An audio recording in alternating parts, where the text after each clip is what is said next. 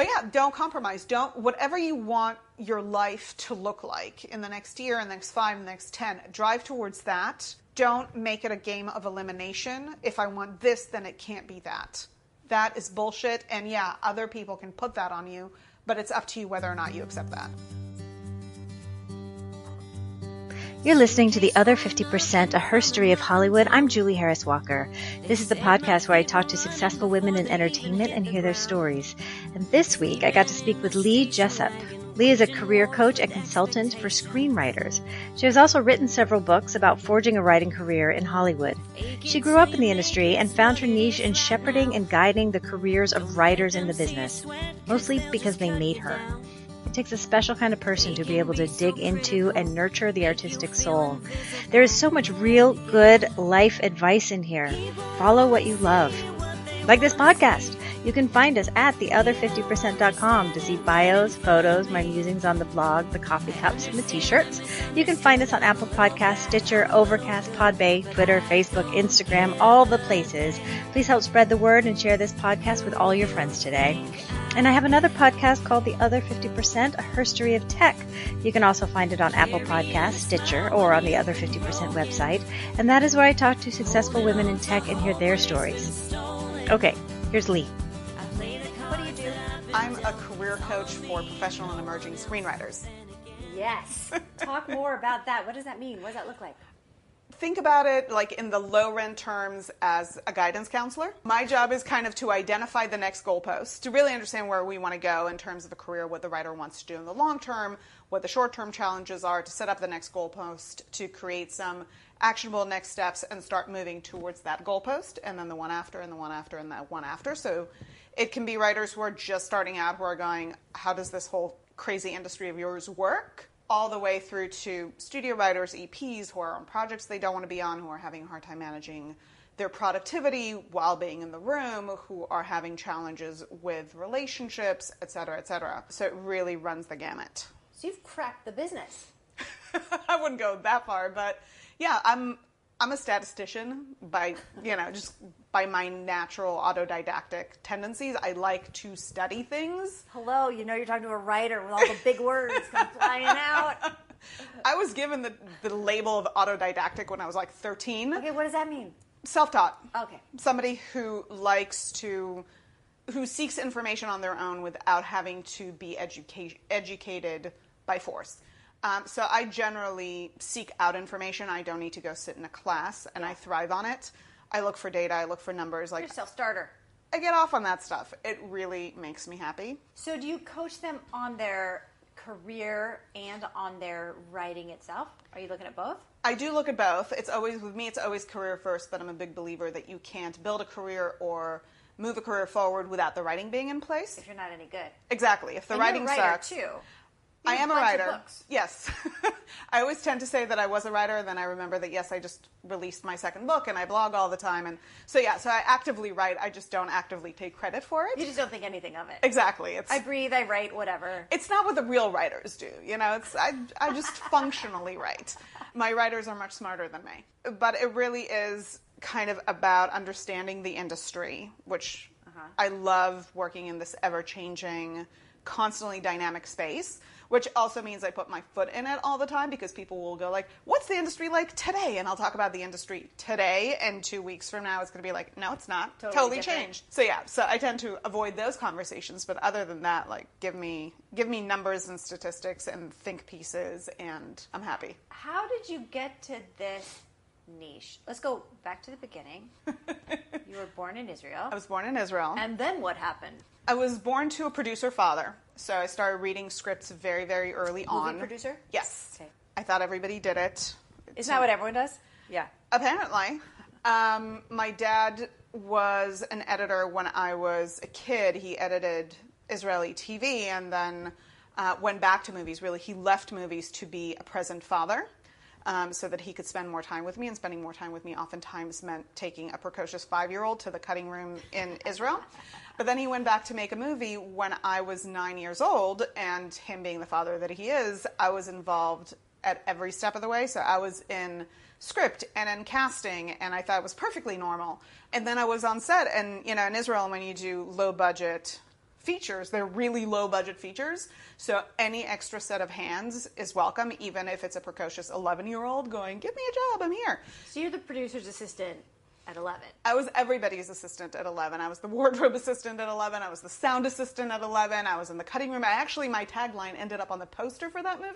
Which was your tagline? The tagline doesn't translate well, but it effectively speaks to the loose translation is, a story taken from real life, a story with rhythm. It's much more elegant. In Hebrew?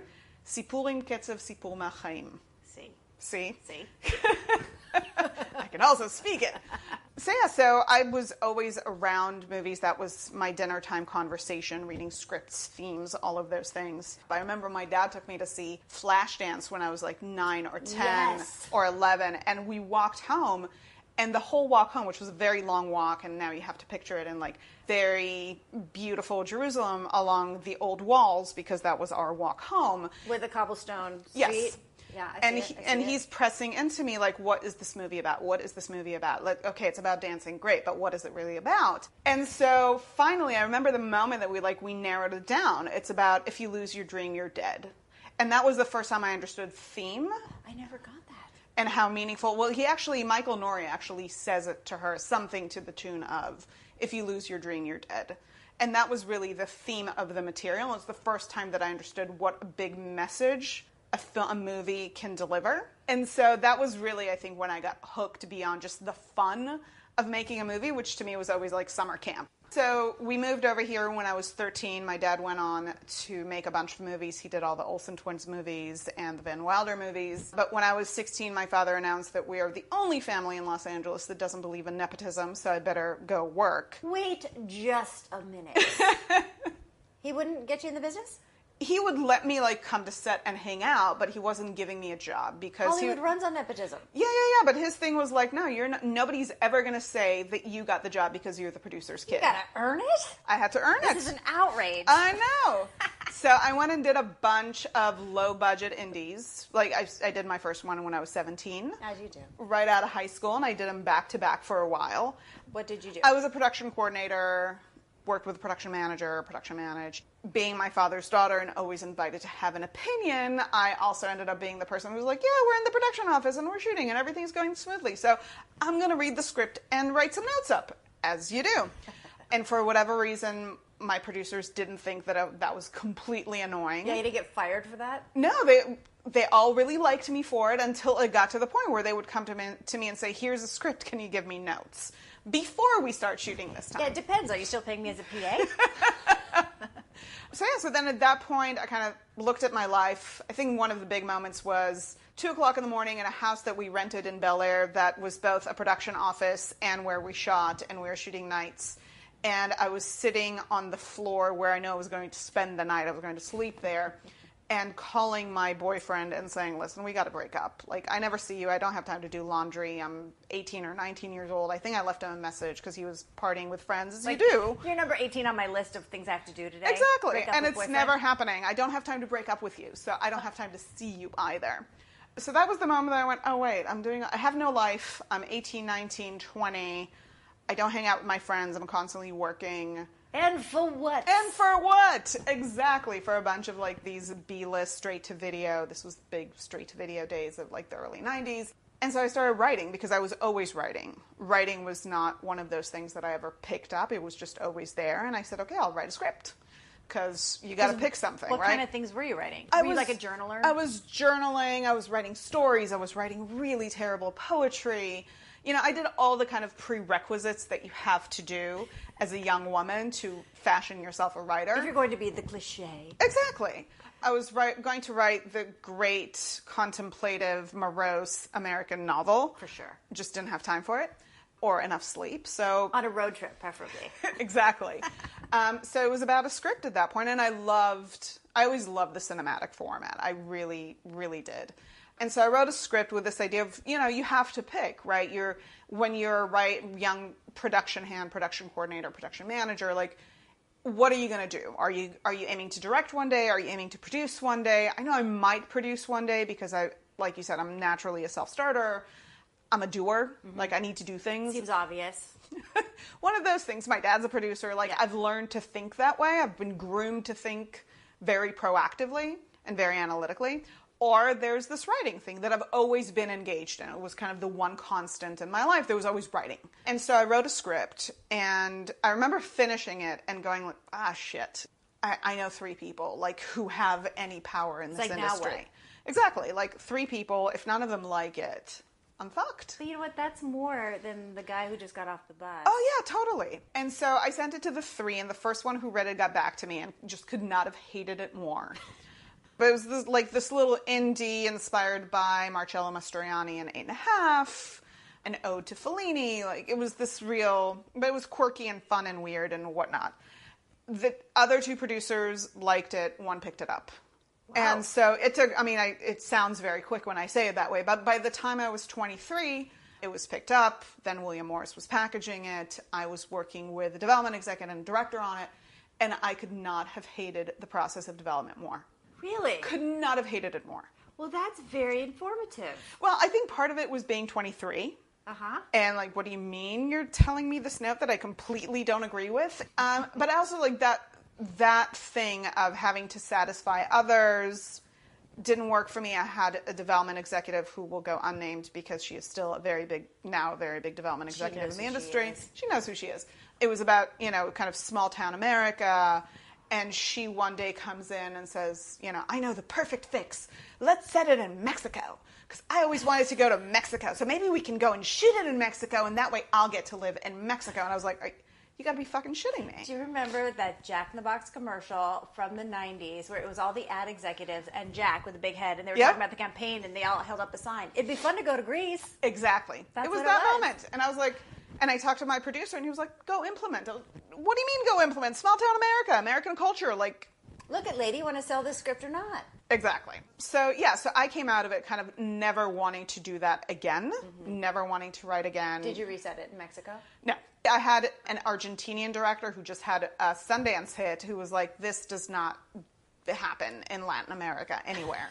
So at least we had that. Of course, she was going, but Marcello Mastroianni and Fellini is Italian, and that's a version of Latino. You're like, cultural non-fit. Exactly. Just, no. After that, I really had no desire to be a writer, but I loved the producers that I knew then went, okay, you're between projects, help us on the development side.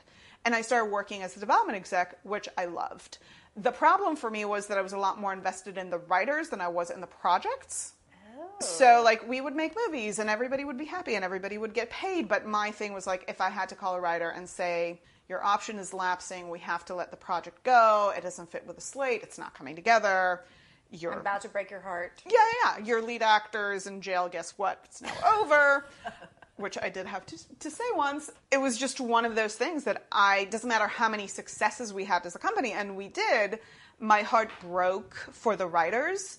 And that was, I was kept up at night thinking about my writers and the calls I was going to have to make, or the call that I just had and the writer's voice, a lot more than I was up celebrating any success or triumph for the company. But it was just one of those things where I felt like my heart's actually with the writers. So I actually decided to move away from development because it just cost me too much in anxiety and heartache. And I went to do what I considered a very cerebral, boring desk job, which was run an entertainment database, right? Run sales and marketing for it. What? Yeah. I was like, I'm gonna take the boring job. Like, it was a very conscious, like... How did you make that switch, and why'd they hire you? Because I knew the industry, and so they wanted somebody... This was Baseline? Yep. The database? Yep. It was Studio System back then, because then there was Baseline, Studio System. There were 2 different competing companies. Yeah.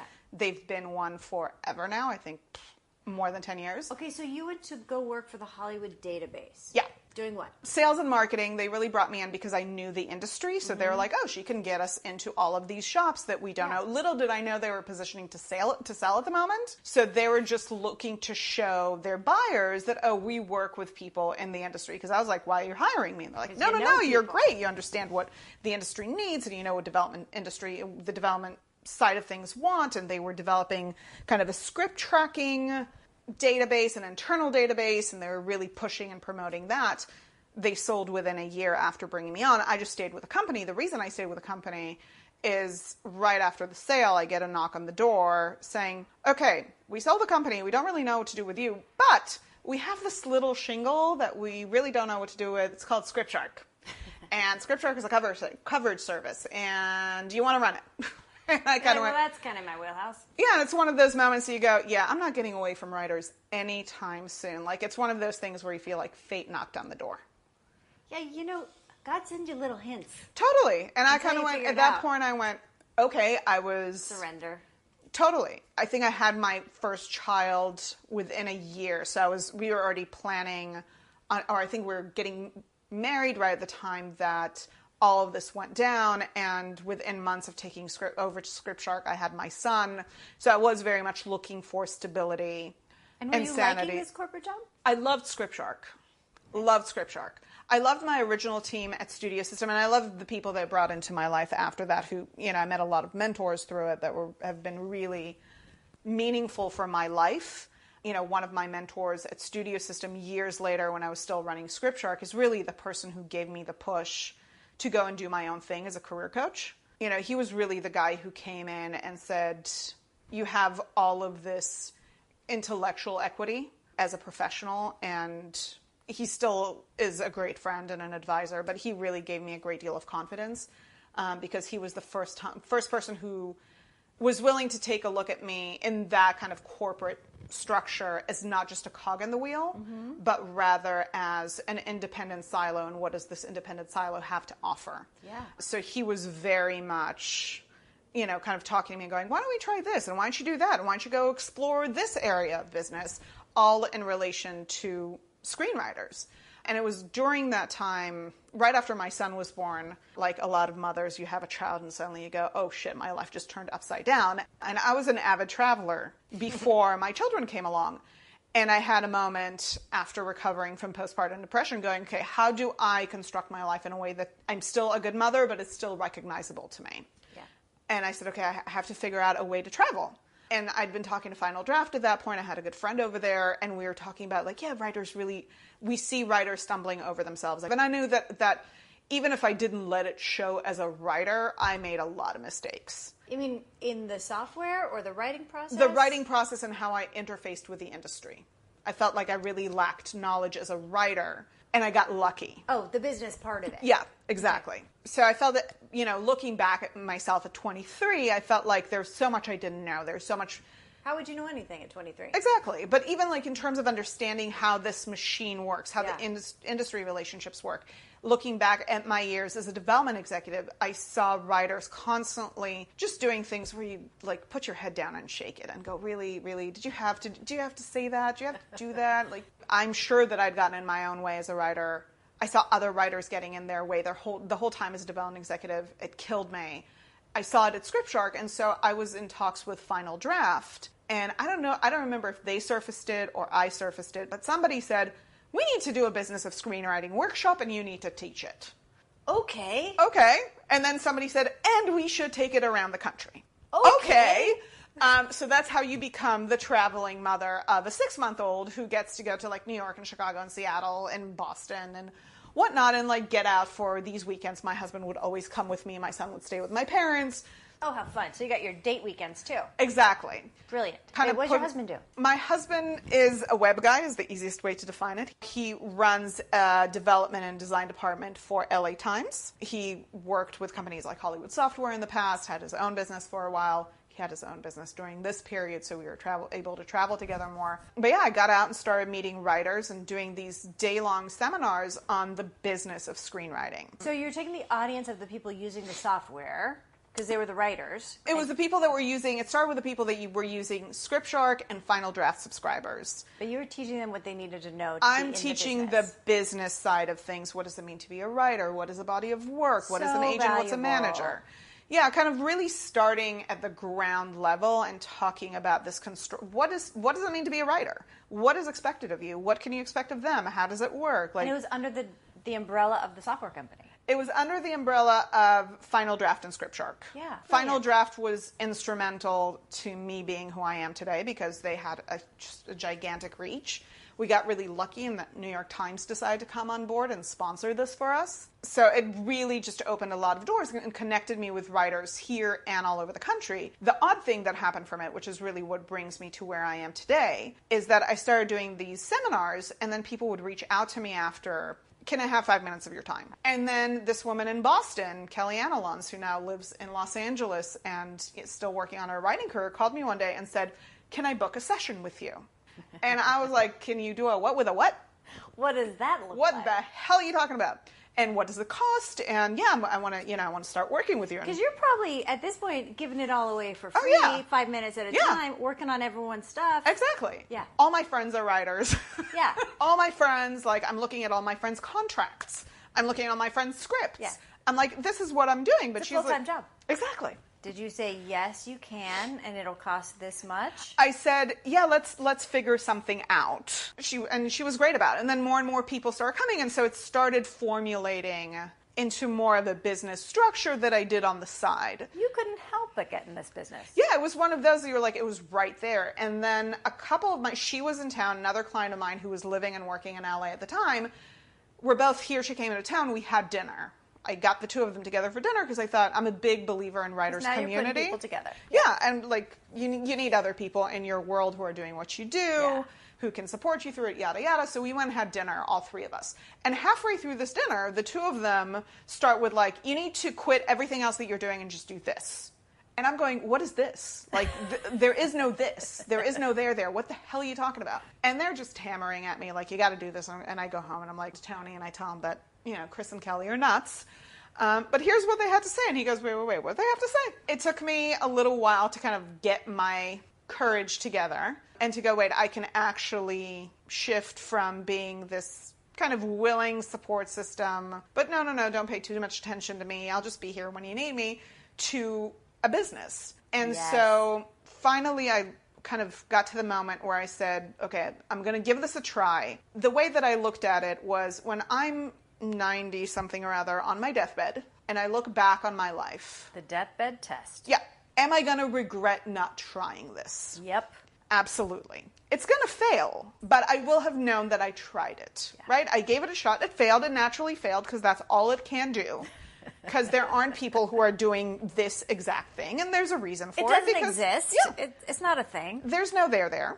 I'm going to quit my job. I'm going to launch this business. I'm going to give it a few months. Then it's going to crash and burn, and then I'll figure out what my next career step is. And then he will have told him so. Yeah, no, I did it. There is, like, I'm at peace with my 93-year-old self. Yeah. She's not going to be mad at me. It's going to be fine. I had a full-time business within 2 months.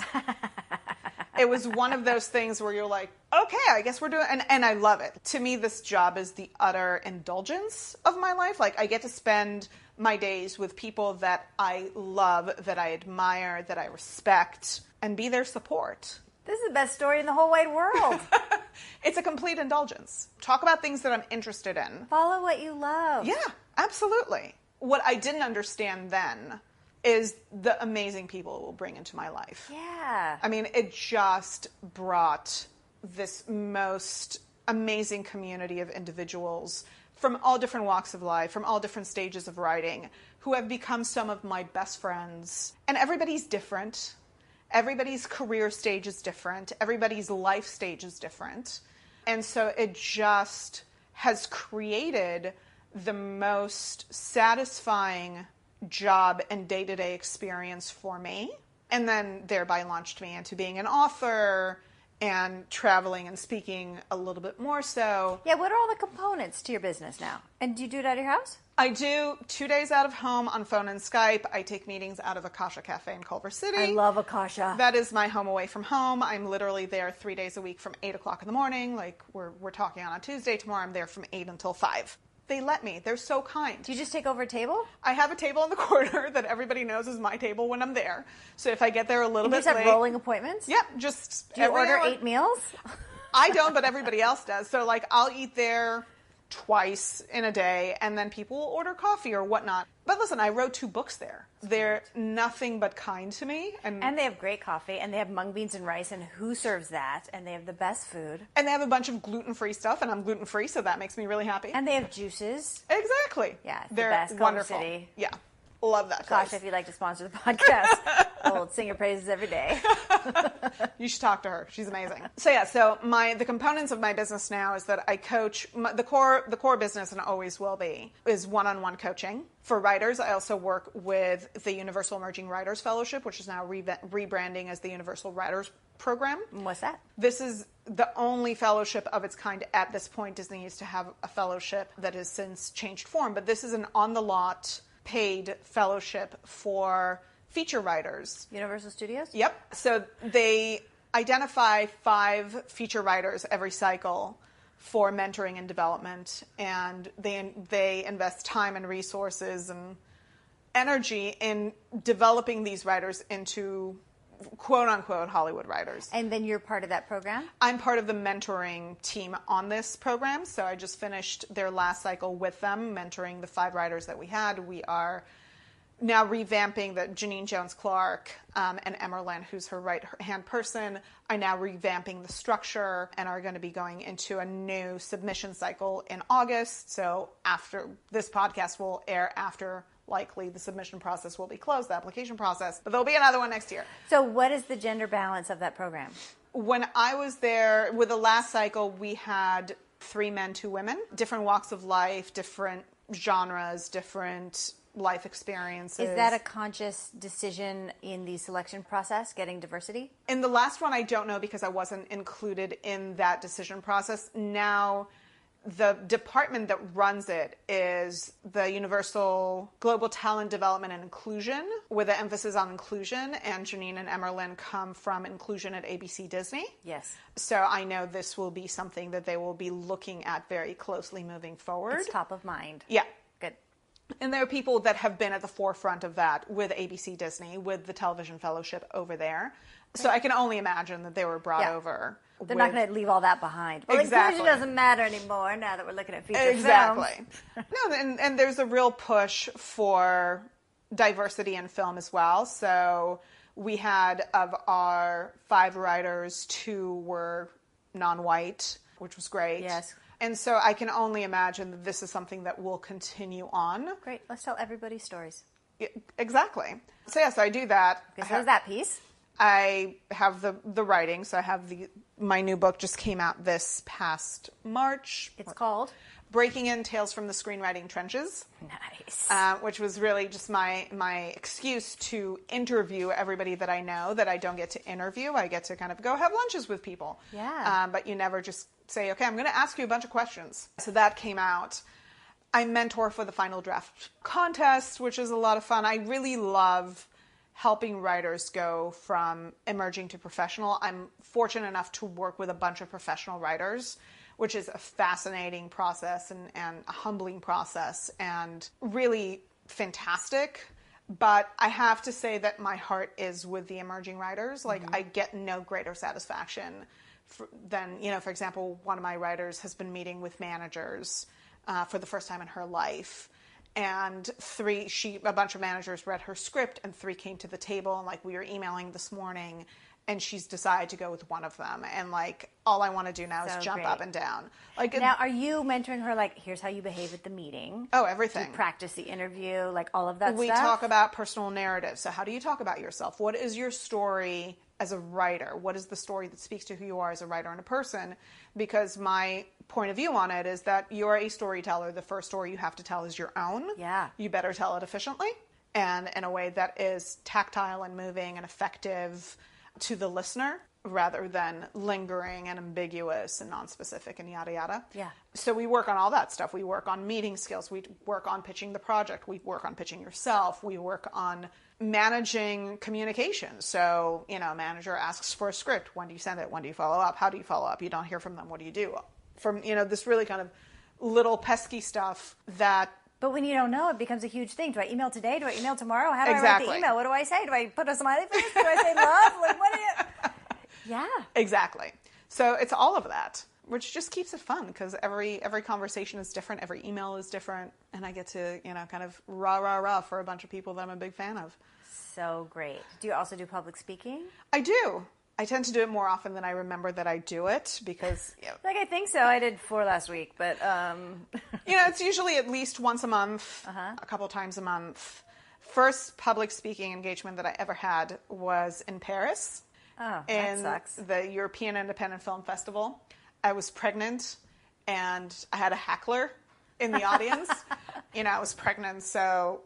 And I think kind of helpless on the stage in the sense that I kind of went, okay, you're heckling me. Other people in the audience started heckling my heckler.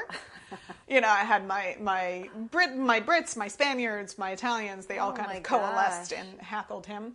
But I did that one speaking engagement with note cards, and I found that I'm very, very boring when I know what I'm going to talk about. I just go down the list of bullet points and hit them, and I'm done. And so I was done with my talk in like 10 minutes, standing on stage going, oh, fuck, I have another 50 to fill. So do you wing it? Yeah, I have to. I have to be scared when I go into a public speaking scenario. My mouth is hanging open right now. I mean, I do have a PowerPoint if I know that I'm going to go talk about a focused topic, and there's a lot that I'm trying to cram into a specific period of time. So if I'm going to go talk about breaking into television, right, and really kind of talk about the lay of the land, if I have 3 hours and I know there's all this information I have to fit in, I'm going to use the PowerPoint to just kind of get me through and make sure that I hit all of those. But if I have a talk for an hour and a half... You don't write a speech? Oh, God, no. I'm really boring that way. I always think about going in, like, what are the points that I want to hit? But once I'm there, it's really important for me to see where I have my audience and where I've lost my audience, and make sure that I always get my audience back and speak to the audience's interests. And every audience is different. Every day is different. It keeps me on my toes. I become much better at it. How do you decide as you're going along to read that room? Like, how are you listening to the people who are listening to you? There's a lot of watching. There's a lot of reading physical cues, watching people's faces, watching people's body language. Are they leaning in? Are they resting? Are they on their phone? Are they engaged? Of course, you can't please everybody, but you try to get a general energetic sense of the room. So if you feel like you're going the wrong direction, you'll then pivot? If I feel that I'm going in a direction that nobody's interested in, there's always a topic, right? So It's not like I'm talking about movies and then we're going to go talk about the circus. There's always a general direction that I'm heading in, but the key is to bring in information that is new and interesting to the audience. So if I'm reading the audience and nobody's with me, if I can't get a laugh, if I can't get a hand going up, if I can't get an audience to engage with me, I know I don't have them. So I have to get them. So like, when you tell a story, like, here's something that happened yesterday. I tell stories, I tell anecdotes. I bring in real life scenarios from a week ago and 10 years ago. I do everything that I can to engage my audience so that they're not bored. For me, failure is my audience walking out going, well, that was nothing new. Or I don't remember what she said, it wasn't interesting. So if you have a whole audience and you see one guy you don't have, do you focus on getting that guy as the challenge, or do you let that guy go? I will focus a little bit. At some point, you have to understand who's just going to be the French hackler. Yeah. Because that's what they do. Yeah.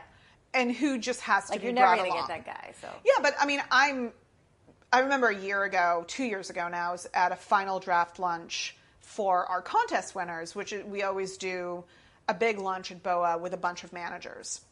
And that day, I knew, there were probably 15 managers at the table. I knew 12 or 13, so there are, 2 or 3 guys and gals that I didn't know. So one of the managers, Jewel Ross, who's a good friend, who manages Barry Jenkins, he's been around for a long time. He's a fantastic, fantastic manager, great taste level, yada, yada. But, when Jewel's in the room, it's his room. Said, okay, why don't we now go around the table, because we're all sitting down for lunch, and introduce ourselves to the writers so they all know what they do. And we go around the table, and I'm second or third down the line, and across from me sits a manager that I don't know. And, first manager says something, second manager says something, and then they get to me, and I say, I'm Lee Jessup, and here's who I am, and that's what I do. And the manager across the way sits back and goes, oh, so you just bullshit people all day. And I was like, okay. Wow. And he said a few other kind of disparaging things about who I am and what I do. And I spend the rest of that lunch winning him over. He interviewed for my book. I interviewed for his book. He became your biggest fan. He signed 2 of my clients. We are in touch all the time. He gets it now. Yeah. And we've become great friends. And he was just, I'm going to challenge you. And if you can stand up to that challenge, you got me. Wow. I'm trying to think what I would have done in that situation. I don't know that I would have gone back at him. I think it's the Israeli in me that was just, I can't have this guy walking out of here not knowing me, not understanding what I do, and talking shit about me. Yeah. If you know me and you understand what I do and you want to talk shit about me, go nuts. Not everybody's going to love me. But not because of something you made up. Yeah. Like, not because of some assumption that I have no input into. Forget control. I have no input. The guy doesn't know me, doesn't understand me. Okay, so what'd you say? I think I'm pretty sure I made a couple of smart-ass remarks right back at him. He actually said something that I really loved early on that made me understand, okay, there is a conversation to be had here. Because everybody was going around the table and talking about how hard it is for writers, right? Oh my God, it's so tough and it's so hard to be a writer in this industry. But, you know, I've been in this industry forever. So I've heard now for 25 years that it's never been harder, that, you know, it's never been harder to make a movie. It's never been harder to break a writer. You never make less money. And it drives me fucking crazy because I've been hearing it for 25 years and there's no way that it could be true for 25 years. Look at all the content we have. Someone's writing it. Exactly. So this manager sat there and said, I actually disagree with everybody around the table. I think this is a great time to be content creator. Yeah. And I was, because I'm in love with facts and figures, I was able to jump in and say, yes, there was the LA Times report that just came up that said that employment in this sector went up by 14% over the last year and went up by 8% in that sector. And he immediately was like, wait, what? What did you say? And where's that article? And can you share it with me? And how do you know this stuff? And there's data, people. There's data. And everybody's going, like, at this point, people are starting to scribble down stuff, like, where's that resource? Yeah. But yeah, it was just one of those moments that, you know, you can cower, and not to play the gender card, but as a woman, kind of expected to cower. Yeah. So sorry, didn't mean to bother you. Ignore the fact that I'm here. Yeah. Or you can go, no, fuck this. And he said something that I really liked. So it didn't allow me to dismiss him of like, oh, he's just an asshole. Right. He actually said something that connected with me and that made me want to know him. So you realized we connect, you just don't know it yet, baby. Yeah. So I'm going to tell you. Yeah. You're just being an asshole, but we'll get over that. And like, we still joke about it. So does he recognize what he did in that moment? Completely. Did he do it deliberately? Just dismiss you to see how you'd react? I think he saw me as the new kid on the block. And that was to him the who the fuck are you moment. So yes, it was just for me one of those moments you go, And ironically, I then got emails from a bunch of the people that were at that lunch saying, oh my God, the way that you talked to him was really great. And I was like, I didn't do it for that, but okay, thank you. Well, you modeled to people how not to be dismissed. Hopefully. That's a nice way to think about it. I don't think quite that much of myself. You modeled assertive, confident behavior, which women need to see as often as possible. I totally agree with that. And I'm one of these women, and I think we emailed about it a little bit. I'm a little tired of the conversation of like, women have to make choices in this career. Bullshit. Like, you're a mother. I'm a mother. I have 2 kids. I have a career that I love. And part of what gives me my strength as a woman is the man who loves me unconditionally, who just thinks I'm the bee's knees. Now, whether it's a man or a woman that loves you or whatever it is, I think it's really important to have someone love you. Yeah. I think it's really important to have those figures in your life who just love and adore you for who you are and what you do. And, you know, yeah, of course, we can all do wrong, but they're going to be the last person to think the least of you. So I think, you know, for me, kind of, I don't ascribe to the woman conversation, not because it doesn't exist, but because I'm not willing to have it dictate my role. So you're not willing to be limited by your gender. I was always able to hang with the boys. Mm-hmm. I was, you know, most of my friends in this industry, because most of this industry is men, are men. I'm a huge fan of powerful women. I think we need more of them. I think we need less women to accept the role that is given to them of I will kowtow and I will reduce my importance in my brain and I will shrink to make you more comfortable, to satisfy you. Yeah. So how do we make more powerful women? Like that question. How do we make more? How do we get more? For me, it goes back to community. I think women supporting one another is incredibly important. Like, nothing breaks my heart more than women reducing one another. Mm-hmm. When I see women making choices that hurt other women, no, don't get me wrong. As a woman, you're allowed to not like whoever you don't like. You don't have to like every other woman because she is a woman. But I think women succeed when they are empowered and confident and believe in themselves and have others who believe in them. I think the mistake is waiting to find those people, or looking for the men that will show up and kind of go, okay, I believe in you, therefore you have a right to exist. Empower them. Well, hello. Hi, Who's my old this? dog just came to join us. She's old. Pear, come here. So are your clients mostly men or women? I skew more female because females have less of a block with asking for help, which is true. I mean, it's not a joke, but it's a lot of females, a lot of gay men. Mm-hmm. I do have some straight men, so not knocking those guys, and more power to them for asking for help. Yeah. But I feel that women psychologically at a younger stage in life are capable of saying, I need help here. Mm-hmm. So, for example, I have a lot more women in the 20 to 35 age range than I do men. And I think it's because of a psychological predisposition to ask for help, to seek that outside help. Yeah. I see that in my son and my daughter, right? My son could always do everything on his own. Mm-hmm. My daughter knows exactly when to ask for help. She will push as far as she can push, but she will know that moment where she's like, no, I need help. What's your view of the landscape of writers and gender at this moment?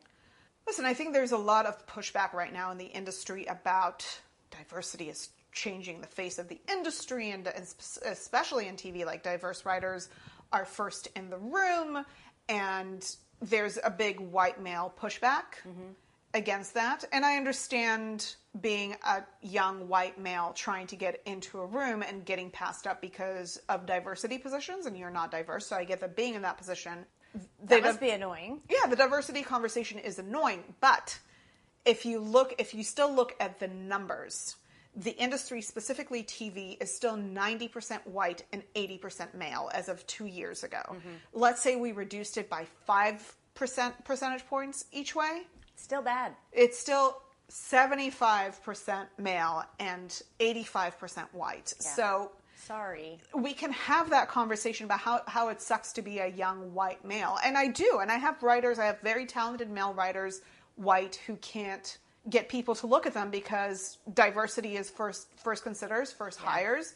I understand that frustration, but the industry as a whole is still predominantly white male. So we still need to be pushing for the diversity, and it might suck for young white guys for a minute. Absolutely. And I think that the push right now that we see on diversity is a bit of a knee-jerk.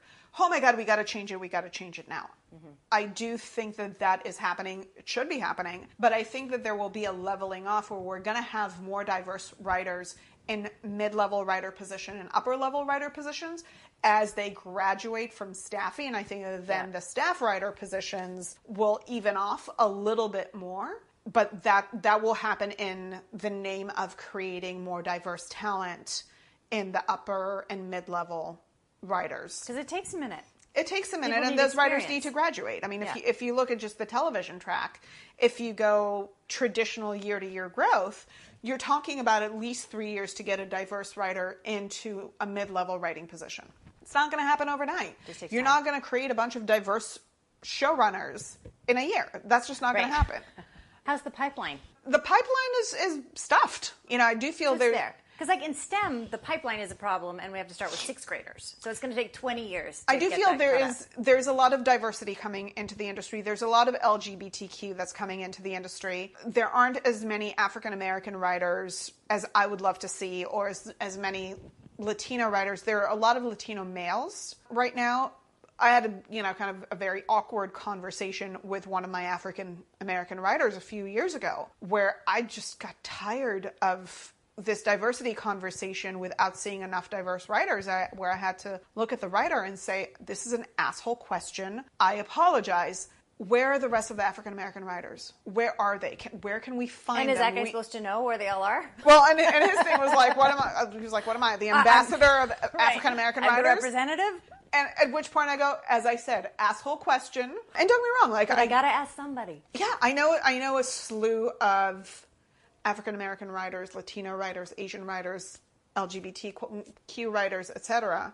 Muslim writers. Muslim writers, I have two now that both of whom are brilliant. But I'm interested in those diverse voices because I naturally feel other. You know, I grew up in Israel, a secular Jewish Israeli American.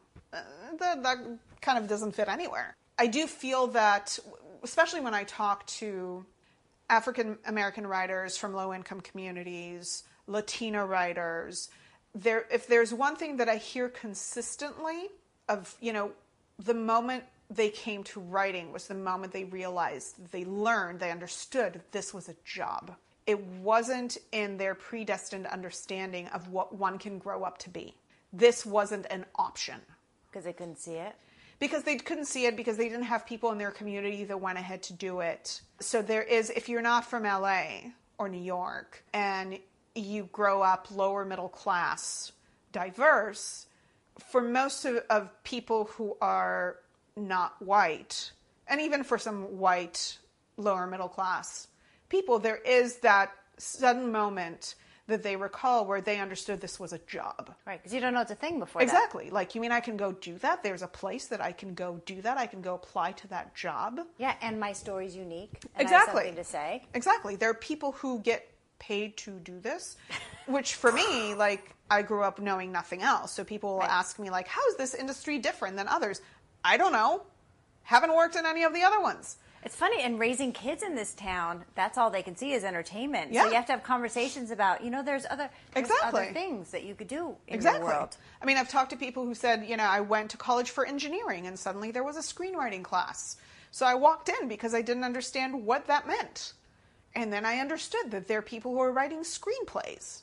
Do you help your people, clients, what do you call them? Writers. Your writers. Do you I take ownership. I have my kids, I have my writers. Perfect. Do you help them negotiate? I'm not a lawyer. Right. So I always, if there's paper on the table, I always tell them, bring in a lawyer, let's have that conversation. But we will go over deal points, we will go over what they're getting, we will go over whether we're comfortable with that, we're not comfortable with that. Everything is in the writer's hands. So I just had a writer who was asked for what was effectively a 5-year option for very little money, who would then have to negotiate the rights back. It was one of those really ugly deals that came from a prominent company. So we went over that, and I kind of had to take the stand of saying, here's what I would be at peace with if you chose to go with this company. And can you say, here's what other option deals look like? Yeah, here's what is to me reasonable. If you ask for an option, if you ask for a shopping agreement, like, what are we talking about? What is palatable to me? The decision is yours. There was a lawyer involved. There was an agent involved. So I will talk about the deal points from a business standpoint. Mm-hmm. What do I feel those deal points will motivate the buyer to do, or the deal creator to do? Is it motivating? Is it not motivating? Is it a nothing deal? Are the terms fair? Are they not fair? And don't get me wrong, I've been in situations where there have been terms on the table where the writer said, I want more. And I would say, I don't think you have a place to ask for that. We're just not in that career stage. It's not the right company to ask for that from. You know, I certainly hear a lot of, like, this company wants me to rewrite a script. I want an option for $50,000. Well, those options don't happen very often anymore, especially for no-name writers. Right. Open the paymaster and you'll see what the rate is. Exactly. Exactly. And again, the industry is shifting and changing so much that what would have been a decent deal 10 years ago is now nowhere to be found today. And agents will speak about the fact that... Are deals getting better or getting worse? Getting worse, changing, terms are changing. You know, producers are really looking for partners as opposed to just a script. So are you going to be a partner in development? Are you going to be a partner in rewrites? Or are you just going to hand over the script and walk away and try to walk away with a lot of money? And, you know, Ryan Saul, who's an agent over at APA, when I interviewed him for my book, talked about the fact that there are deals that he's making now for projects where, you know, in 2001, 2, 3, 4, 5, he would have laughed out of the room. And now they're acceptable because the industry has changed. And you make a deal, especially in early career stages, you make deals not for what you'll get for that deal, but what that will set up the writer to get in the next deal and the deal after that. Right. Are the days over where you can walk in with a film script and get $500,000, $1 million? Does that still happen? Very, very rarely. There are scripts that sell, but very few of them sell naked. So without What does that mean, sell naked? Without any attachments. Do you have to package the whole thing first? Have to package, bring in interest, etc. So we are seeing... Like, here's my director, my actor. At least something like that. It does happen not quite as often as it used to, and certainly not for those big amounts of money. Usually writers will get paid in steps. So you get paid for, your first step. If you go into pre-production, that's the second step, et cetera, et cetera. So it's not the 90s heyday of, your script is flying across town and... The bidding war. The stork shows up with a check and drops it in your lap. It's a different climate. Oh, the good old days. Exactly. But it's also a climate that's a lot more friendly to writers who want careers, who want to be in it for the long run, as opposed to just write one script, get one check, and never be heard from again. Move back to Idaho. Exactly. Okay, what are your top 5 favorite secret sauce tips? Top 5 favorite secret I know sauce I didn't give you a topic or a focus, and you have 10,000 tips. What are your greatest hits? Good writing doesn't come from misery. Wow. But good comedy still does, right? Exactly. Okay. Hemingway was Hemingway, but Hemingway was also dead at 62. So you don't have to be a tortured, drug-addicted artist. No, you really don't. And actually, that will probably make the writing harder. I believe that a full, happy life lends itself to good writing. And so writers write from a well of emotion and experience, and so you have to continue to fill that well of emotion and experience. There are a few writers that I work with where every once in a while I have to stop and say, hold on, are we dating anybody? Like, are you going out there? Are you falling in love? Are you emotionally engaged? Because if you're not, I need you to go tend to that. Read the paper. Oh, go get outraged. Yeah, go get out, whatever, but engage in the world. That will inform your writing. It'll make you a better writer. This idea of, and listen, I was guilty of it when I was young as well, where I was, sitting in a room and writing, and what do you mean go travel? I have to sit here and write. Yeah, I got to make it up out of nothing. Exactly. Later I understood that if I go and travel, I'm a better writer. Go weep at beauty. It'll give you something to talk about. Exactly. So no misery. I love that. Okay. No misery. Live life. Community. Mm-hmm. Community is key. How do you find your community? Granted, I'm in LA, so I can throw a rock and hit a writer. Yeah. But online is huge. There are writers everywhere. Yeah. Like, I just put together 3 writers in Melbourne. Okay, if I can put together 3 writers in Melbourne, you can put them together in West Hollywood. Exactly. Nothing against Melbourne. Never been to Melbourne, but... You're saying it's not that hard? It's not that hard to find other writers. Yeah. You just have to look. There's a writers group on Facebook, I'm sure. There's 17,000 of them. Yes. There's Stage 32, which is an online networking space for creative types. There's enough places. If you want to find it, you will find it. Yes. If you're not finding it, it's for lack of wanting. Right. Being a student, always being a student, always never feeling that you're in a place where you know everything. Somebody once reached out to me, I'm sorry to veer into a short anecdote, but somebody once reached out to me and said, why should I work with you? I already know everything I need to know about the industry. And I emailed back and I said, clearly you don't need to work with me. Clearly. Because you're right. Yeah, if you know everything, then I have nothing to contribute to. There's something new in this business every single day. Listen, I don't know half the shit that I need to know. What an arrogance. I'm constantly reading, watching, talking to people, learning, categorizing information in my head because that's what my brain does. I just naturally store a lot of information. That's astounding that someone would say that. Oh, I've heard it more than once in my life. So you didn't work with that person? No. And that person is a hugely successful writer. That person came back a few years later and said, I'm still not sure what you have to teach me, but I haven't been successful, so maybe this is the time. And so I said, I still don't think you're ready. And honestly, if you're coming at it from a position of mistrust, I don't know what you have to teach me. Why bother? Okay. Don't waste your money. Yeah, it's going to be miserable. Don't waste it. You don't have to work with me. So constant curiosity, I think, is key to success. And, the last one, you got to have passion for doing this, and you got to do it. You got to actually do it rather than talk about doing it. That is the key. Do it. Yeah, you got to do it. You got to engage in it. You can't talk about wanting to be a writer. You have to go and sit down and write because you can't not do it. So the passion for it and the active pursuit of it, which sound like 2 different things, but really for me come together. No, because you can talk about writing all day long and you have 1,000 ideas, but if you never sit down and write them, you don't have anything. Exactly. There you go. I think there are 5 tips in there. That was really good. Thank you. Are you a success? I'm fortunate. I think success is a negotiable term, and there's always somebody more successful than you. Sure. I think I'm incredibly fortunate in my life and ridiculously grateful for it all. I think success is, the definition changes all the time. I want you to own it a little bit, though. You've worked hard. Within the construct of what I want my life to include, yes. Is that success to somebody else? Who Don't cares? know, don't care. Yeah. But within the construct of what it means to me, is the plus more significant than the minus? Yeah, but I think the things that make me successful are not the things that other people think make me successful. I think what makes me successful is that I have a husband I'm madly in love with. I have parents who live upstairs from me that I adore. I have 2 children that I'm just abundantly lucky for because they're wonderful kids. I have a career that I love passionately. I work with people that I adore. I get to spend my day-to-day really fulfilled by what I do.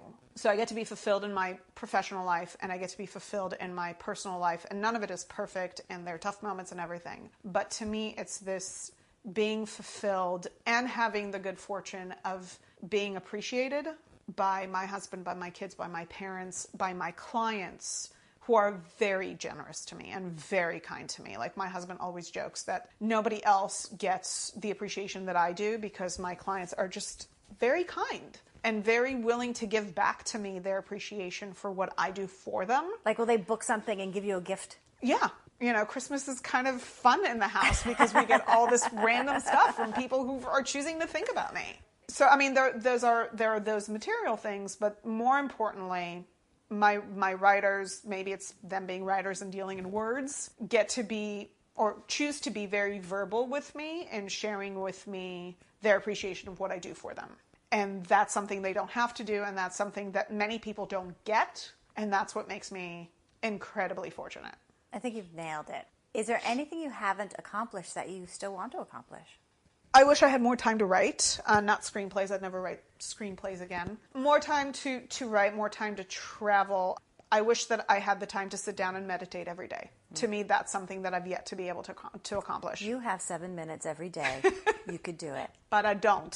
So, I mean, it's from the very simple to the, I've yet to be to get to Venice, Italy, and it's freaking sinking, so I need to get my ass I know, out of we it. need to get there. I know. So, yeah, so there's certainly more things to accomplish. Less so professionally, but I've never measured my life with, like, here's the mountain I have to climb professionally, and when I get to that peak, yeah, I will have done it. Like, for me, working with Universal has been something I've been very gratified by and very grateful for, because it feels like a very unique opportunity, and getting to kind of put influence and get my input into the mentoring of 5 writers that a studio opts to take on. That to me is really exciting. You know, my life has been kind of a journey of oftentimes happy accidents that feel predestined in a sense. Mm-hmm.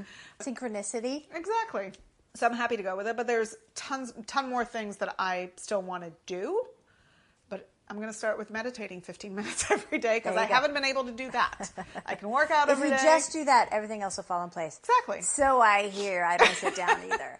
Are you a badass? I'd like to think so. I'm an Israeli, so that one's not hard for me.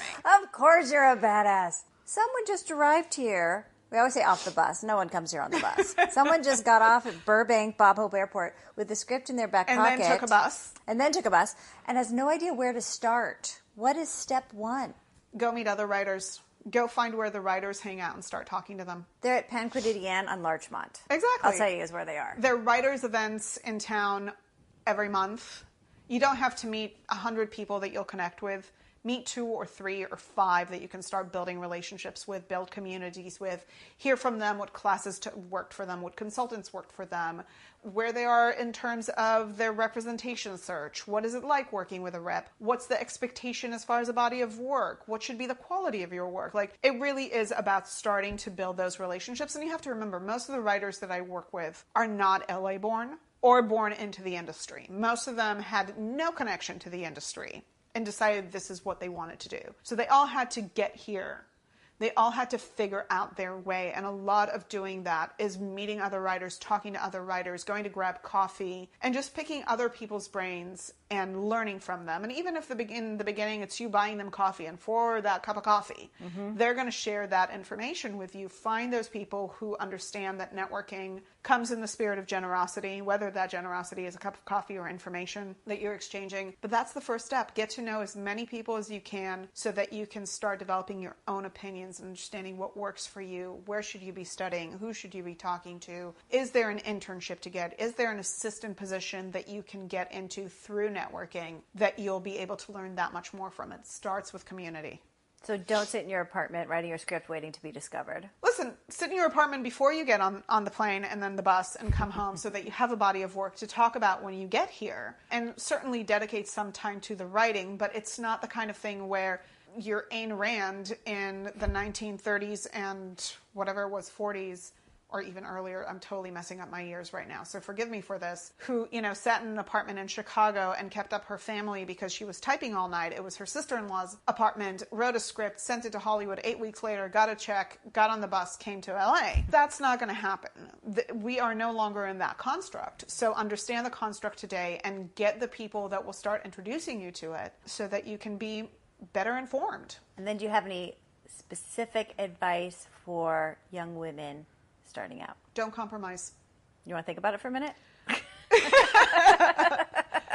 Don't compromise what? Anything. Don't compromise being a woman. Don't compromise wanting to have a career and a family. Don't compromise your role in things. Don't compromise. Just don't compromise. There is this idea of the collective they want us to compromise or deal with us better when we compromise. Fuck that. Seriously, fuck that. Do not compromise. I think to me, compromise, of course there are compromises we have to make in life. There are compromises that we make in relationships and we make them for our children. But those are going to be palatable compromises. Don't compromise the things that are meaningful for you because you think you're supposed to. Your soul, your dream, your soul, your dreams, the life that you want to have, what you want your life to look like. I can't tell you how many women sit down with me and say, I really wanted to have kids, but I understand that I can't because I'm trying to break into television. So if I break in... up. Oh, no, totally true. If I break in time and I still can have children, then I will have children. If I do it by 35 before my X-ray... No, fuck that. Fuck that. I mean, honestly, there is no conversation that drives me crazy more. That's just wrong. Where do they get that idea? I can't tell you how many women have that. And listen, do men have babies? Yes, but men are... getting all riled up.